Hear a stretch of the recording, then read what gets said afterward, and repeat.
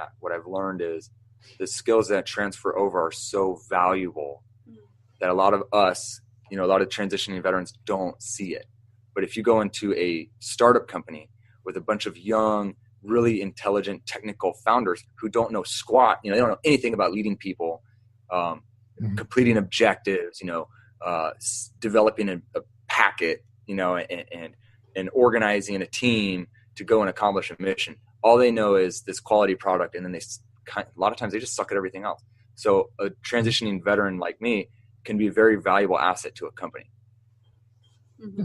Excellent. Now, when you guys were starting up the business, was it kind of obvious how to overcome some of those struggles that you came across, or did you sort of stumble upon that answer over time? I think it was. We're really lucky to. I don't want to sound really like kind of cliche, but we are really lucky to have each other because we are so different. I'm a CPA, I'm a technician, he's not. So we obviously don't compete for the same position in the company. He brings his strengths and I bring mine, and we complement each other. The obstacles that we ran into early on and still, are working to overcome, it's more of the line of making sure that we continually respect each other and fine tune our communication skills. So both spoken and non-spoken. And, Sure. it's crucial to be able to cue when one person is going through something and then come in to either the rescue or to complement what they're doing or to aid in some way. So I think that for us, the obstacle of clashing and having a solid partnership is really just making sure that we're constantly respecting and hearing what the other person is, going through. Yeah. Excellent. Yeah, and on that note, here's my 2 cents is ladies communicate better. Men can sit all day long and say absolutely nothing, and they're still happy. With ladies, there's that communication that's necessary to be happy in a relationship. So there's my relationship 2 cents for the day. More. Yeah, you can put 2 guys next to each other fishing all day. They won't say 2 words at all, and they have a great time. And we go back and our ladies will be like, so what'd you talk about? Nothing. But here's the flip side to that. Here's the flip side of that equation is you'd have the 2 guys fishing that aren't talking and they caught 10 fish, and you have 2 ladies on a boat fishing and they're talking the whole time and they didn't catch anything. So, that's so true. That's where the relationship comes in, because it's like, that's great that we talked about it all day, so let's go do it. Right? And that's what I was saying. I think that in marriage and in partnerships in business, that's so funny. We have to realize that we're not capable of doing it on our own. I can't be so arrogant and prideful and up on my pedestal thinking that a woman entrepreneur is the best thing since sliced bread, and he can't either from his perspective. Like he mentioned, we wouldn't do anything if we were fishing because I'd just be complimenting the colorful little worms or whatever they are. I think that there is a point where we have to work together and recognize the strengths and weaknesses and help each other to that mission. Yeah, it's great to actually see how y'all's relationship works just in this podcast here, because there's so few people that can actually run a business and have that friendly mentoring back and forth and the joking, but still come to the table eye to eye with complete respect. So yeah, hats off to that one. It takes a lot of work. No, we have to be able to laugh at each other. Well, and it's funny because we always tell people, we get people that say the same thing, right? And they ask for advice or whatnot. And we always tell them the same thing. Don't do it. Don't do what we did. Don't get married young like we did. Don't have kids early age like we did. Don't join the military and deploy when all your kids are little like we did. Don't start a business together out of the military like we did. I feel like somehow it works for us, or we've made it work. But I'm sure and I'm sure other people listening know that all those little things I just mentioned are like a recipe for disaster. But it's the reason why we can do a business together is because we did all that and we came out on the other end okay. And, Sure. It wasn't always the case for us. Early marriage, we were doomed for failure had we both not realized that I think it was like year 3 or 4, we both looked at each other, terrible like relationship. We weren't communicating. We weren't respecting. I mean, as most marriages, you go, who the hell did I marry? You know, who is this person on both ends? And we looked at each other and realized we are more committed to our marriage than we are to the person. And so when he's not, you know, living to my fantasy image and I'm not to his, we realize that we are committed to what we built together and not necessarily the person. And it's the same thing with our business. Yeah. Agreed. Yeah. And again, you know, for the record, Eric gives the correct answer. Smart man. I don't think he got me an anniversary present. I think this is it. Oh dear. I'm going to leave that one alone and move on to our next question. So actually, who mentioned it? One of you guys mentioned the anniversary tomorrow. So that was a surprise. That was me. Oh. Yes, James is a smart man and knows when to leave that question alone. So as far as for the two of you guys, what would you say your greatest strength is in character strengths, I guess? Should we answer for each other? Greatest strength.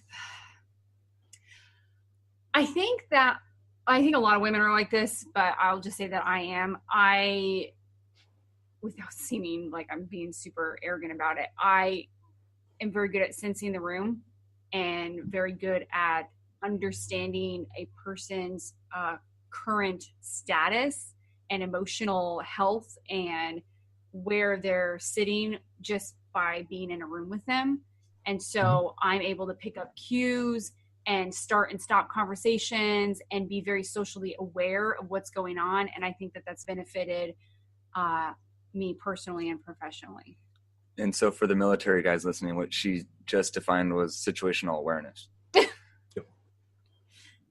The difference between me talking for 5 sentences and 2 words. Yeah, I was right there with her. I was like, yep. It sounds better when I say it. It did. It was, a lot more colorful and more beautiful words, and then we have the grunt response of situation where. Yeah, I would have to say, my strengths are attention to detail. You know, like the anniversary tomorrow. Yeah, I definitely have planned, right?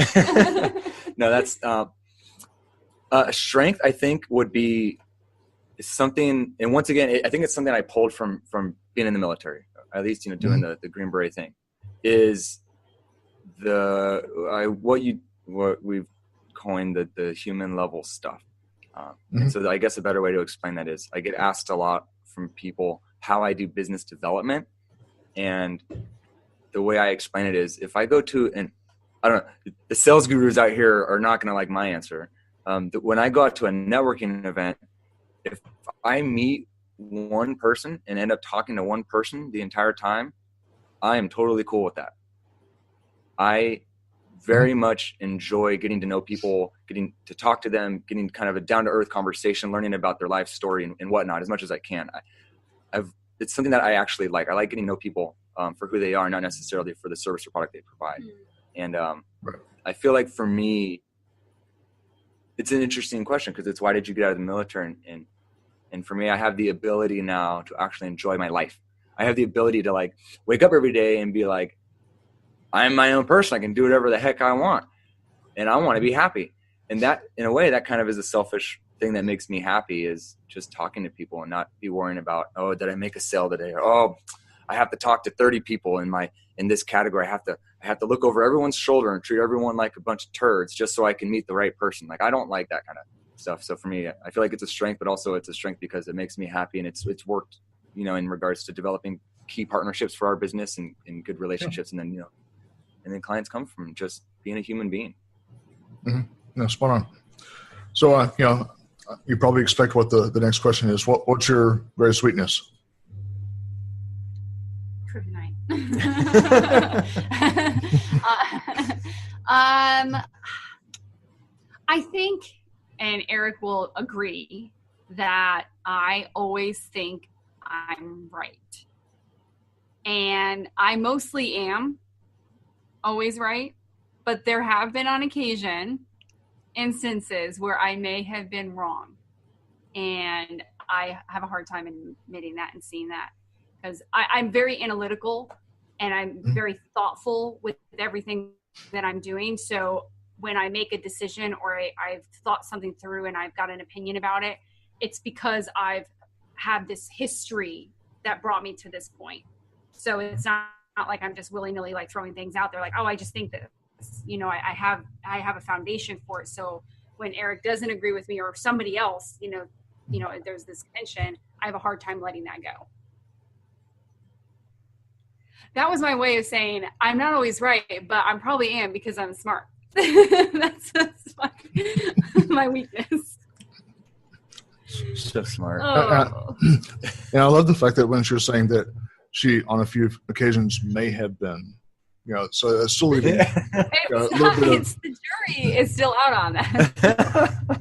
There's a little bit to question, what was she in fact wrong that time? I don't know. Well, see, then that leads to my weaknesses. I'm never right. Yeah. So my weakness is I just never right. Yeah, that's true. You just keep talking to people. Sit there and look pretty and talk to people. Biggest weakness. You probably know that answer. He's very critical. Oh, well, I guess there's still some of that military in me, right? I would say the biggest weakness is the desensitization I've had from my experiences. So I would say my biggest weakness is something I've also trying to work on the most is my empathy. Mm-hmm. And I'm sure a lot of other military guys, if they're willing to admit this, aren't very good at empathizing with other people. It's right? only other people you're close with, though. Well, in general, too. And it's part of my communication, the thing I've been working on since I got out and all that stuff. Part of communication is also learning to empathize with other people. Mm-hmm. It's really easy for military guys to sit there and be like, well, you're just being a victim and you're just a liar or just being stupid, right? And you could have that mentality, but at the same time, it's on that same guy. It's easy to not empathize with them and not take a step back and be like, well, what are they going through? Why are they responding that way? Why does that person talk this way? Why are what's gone on in their life and what's kind of their story?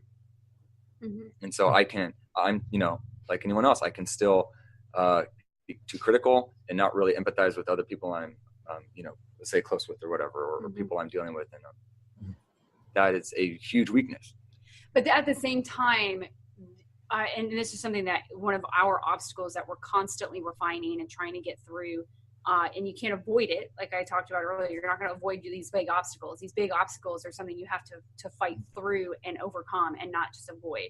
And it's not to his success. That weakness isn't always 100% weakness because he has high expectations, good, valuable expectations on the people he's closest to. So he understands that you're here at a lower level, but I can see you here. I can see you rising above whatever it is that you're dealing and struggling with. Why can't you just rise above it? So he sees that, and he expects things from his kids and from me and from our employees. It just, he doesn't quite get that past the frustration and empathizing with, okay, well, you're here now. Let's try to be a little bit less critical at the moment. Yeah. Right. So good and bad. Yeah, and I can relate with that one because it's one of the things that's been so easy for me in my business is just being able to not make personal particular things that are happening in business. Where it's like some people will take things personally, the rejection and whatnot, and to me it's just like, okay, whatever, and move on, because I learned how to turn off that switch. But it's also learning how to sometimes turn that switch back on, and that's sort of been where I've had to relearn that especially when you're advising people about how to make their life better. And you need to listen to what their story is and empathize a little bit. So you have to learn when to turn that switch on and off. Yeah, absolutely. So kind of to